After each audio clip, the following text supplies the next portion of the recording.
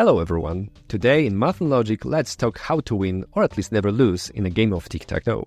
If you found this video without playing against me, I encourage you to take my challenge in an interactive video here and then continue watching. Tic-tac-toe is a simple game with clear rules and relatively few possible board combinations. It's known as a game where you can't win if you're playing against someone who makes reasonable moves. This feature was brilliantly used in the excellent movie War Games, where an advanced artificial intelligence learned something incredibly important about global nuclear war from this simple game. So why make this video if the game is so simple and unwinnable? Over the years, I've played this game for fun with many people, often very smart and familiar with board games, and I usually won at least one of the first two games when I made first move. It turns out that most people don't know the strategy that leads to victory, or rather not losing, and it's surprisingly hard to pick up intuitively. So let's go over two strategies that, when mastered, will allow you to win many games and never lose any. At the end, there'll also be a couple of dirty tricks and a logic puzzle, so stay tuned. The first, simpler strategy begins in the center. For clarity, we'll always start with an X. The second player has 8 choices, but due to symmetry, there are actually only 2 options: the corner or the side. Where should they put their O? In the corner. Placing an O on one of the sides means losing on the first move. There are a few winning follow-ups, but let's say we put it in the corner next to this O. Now, an O has to go here to avoid losing immediately, but it's only delaying the inevitable. Another X here creates a double threat. O can block one of the spaces, but in the other we put an X and we win. Although realistically, an annoyed opponent might try to put O's in both places before we respond. So, to avoid losing, O must go into any corner. But if we made first move, we can still set up a trap. Place the second X in the corner opposing the O. Now there are 6 spaces left for an O, and 4 of them, the sides, lead to a loss.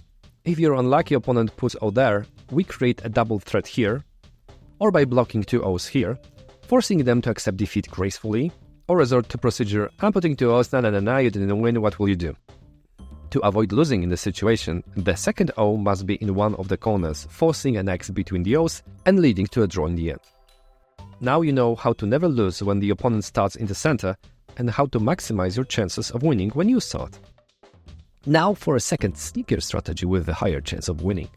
We start with an X in the corner. Now there is no 50-50 split. There are 8 spaces, 7 of which lead to an instant loss. Unfortunately, the correct space is the most intuitive one, the center. But first, let's cover how to win when we start and the opponent places O anywhere else. If they put it in the opposite corner, then we put the second X in one of the corners. The second O must go between the X's, and then with another X in the last free corner, we create a double threat, winning. If they put their O in a neighboring corner, we place the second X in any other corner, forcing the placement of the second O and again creating a double threat. We've won! Finally, if the first O is on any side, which is always a bad idea, we place an X in the center, which effectively transposes to the first strategy if you noticed. We force the opponent to block, and then we respond with a double threat, simultaneously blocking their potential threat if there is any. So, to avoid losing, the opponent must place their first O in the center. We respond with the second X in the opposite corner to the first.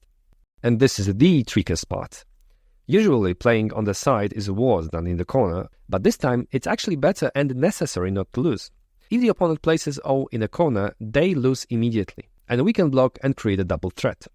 Instead, the second O must be placed counterintuitively on the side, forcing a reaction and preventing any double threats for the rest of the game. Putting an O in the corner here is the most common mistake in tic-tac-toe. But this strategy is even more nasty, because if the opponent loses this way and we start again with an X in the corner, they'll likely put an O elsewhere to avoid another loss. And as we already know, any other placement results in an immediate loss. It's rare for someone to quickly find the correct solution. Usually, opponents give up entirely at this stage, and sometimes you have to find new friends. And that's the whole strategy. Now for the tricks. One involves quite questionable weak strategy of starting on the side. It's not ideal, but if your opponent doesn't fall for previous ones, why not to give it a shot? A smart opponent will likely respond with an O in the center, at which point we place an X in this corner. There's a chance the opponent will put an O here, which at first glance looks fine, but leads to a loss as we can block and create a double threat. And the second, truly dirty trick. If the opponent keeps forcing draws, then we speed up the game. They will play quickly to show they're unfazed. And then, out of sudden, we start with an O instead with an X. With luck, they'll instinctively draw an O as well, and before they realize, we place another O, and we get one more win and one less friend. Finally, a logic puzzle. What feature connects all these strategies, because including the cheap Patostrategy of starting on the side? It is about placing the second X, but not about placing it in the corner. Rather, it's about the principle of making a move. Ready for the answer? In none of these strategies does the second X create any immediate threat. If it did, the opponent would immediately see where to place their O. By not creating a threat, we give them a chance to make a mistake. This concept, give the opponent an opportunity to make a mistake, is useful not just in games, but also in life, just like don't interrupt an opponent when they're making a mistake. But that's a topic for another day. Now you know all the ins and outs of tic-tac-toe.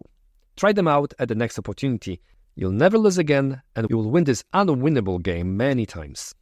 This whole tic-tac-toe project was made to celebrate reaching 20,000 subscribers on this channel. Thank you if you've already joined, and if not, I encourage you to subscribe. On the channel you'll find tons of logic puzzles and methods for quick mental math. Thanks for watching, and until the next puzzle.